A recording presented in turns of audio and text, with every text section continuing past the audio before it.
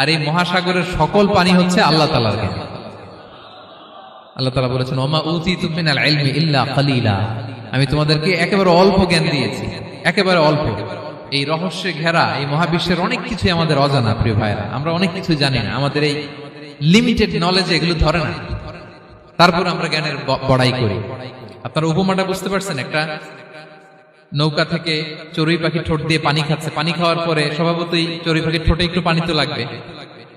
খিজির বললেন যে এই পানিটা হচ্ছে তোমার আমার পৃথিবীর সবার জ্ঞান, আর এই সাগরের বাকি পানিগুলো কার জ্ঞান? এবার বুঝতে পারছেন আল্লাহ তাআলার জ্ঞানের পরিধি।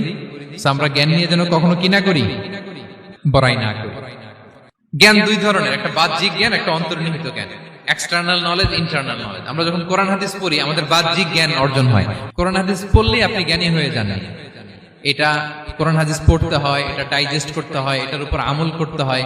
এই জ্ঞান অর্জন শেষে এরপরে আল্লাহর প্রিয় বান্দাদেরকে আল্লাহ অন্তরে ইলমের নূর দেন, ইলহাম দেন। That is the knowledge, that is the pure knowledge. আপনি হাফেজে কোরআন হয়ে ভাবেন না আপনি সব জানেন, আপনি বুখারী মুখস্থ করে ভাবেন না সব জানেন। এই সব জ্ঞান অর্জন করার পরে ইলমের নূর হাসিল হয়, সেটা আল্লাহ সবারে দেয় না। সো এই অন্তর্নিহিত জ্ঞান, দূরদৃষ্টি, farsightedness, that is the pure knowledge. এটার জন্য বছরের পর বছর, যুগের পর যুগ সাধনা করতে হয়। সেটার জন্য এই জ্ঞান অর্জনের জন্য তিনটা জিনিস করতে হয় ইলমের নূর অর্জনের জন্য। কয়টা?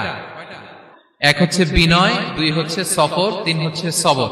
আবার বলি, এক হচ্ছে বিনয়, দুই হচ্ছে সফর, তিন হচ্ছে সবর। আল্লাহ তাআলা আল্লাহর নবীকে তাওরাত দেওয়ার পরেও আরো ট্রেনিং সেশন করাইছেন খিজির আলাইহিস সালামের কাছে। যাও, ওনার কাছে গেলে তুমি ছোট হবা, নত হবা। জ্ঞান যদি আমি নিতে চাই আমাকে ছোট হইতে হবে। ধরেন একটা গ্লাস থেকে একটা খালি গ্লাসে পানি ঢালবো, তো যেটাতে নেওয়া হবে এটা উপরে থাকলে হবে? যেই গ্লাসটার মধ্যে পানি আছে এটা উপরে থাকবে, ওইটা ব্ল্যাঙ্ক গ্লাসের মধ্যে পড়বে। আপনি নলেজ ইলম নিতে চাইলে আপনাকে নিচে থাকতে হবে, উনি উপরে থাকবে। আপনার শায়েখ আপনাকে দিবে, আপনার উস্তাদ আপনাকে দিবে, আপনার মুর্শিদ আপনাকে দিবে। বুঝতে পেরেছেন? তাহলে আমাদেরকে হাম্বলনেস লাগবে। শিখতে হইলে হাম্বল হইতে হয়, বিনয়ী হইতে হয়। আচ্ছা, দুই নাম্বার সফর করতে হয়।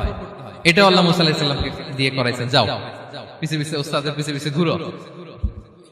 তো এজন্য সফর করতে হয়। এখন ঘরে বসে অনেক কিছু জানা গেল, উস্তাদের সান্নিধ্য লাগে, সফর করতে হয়। আমাদের ক্লাসিক আলেমরা হাদিস কালেকশনের জন্য শহরকে শহর সফর করতেন। এখনো আমাদের আলেমরা দেওবন্দে যায়, মিশরে যায়, মদিনায় যায়। এখানকার মালয়েশিয়ান স্টুডেন্টরা দেশে বিদেশে যে নলেজ অর্জন করে। সফর আপনাকে লাগবে।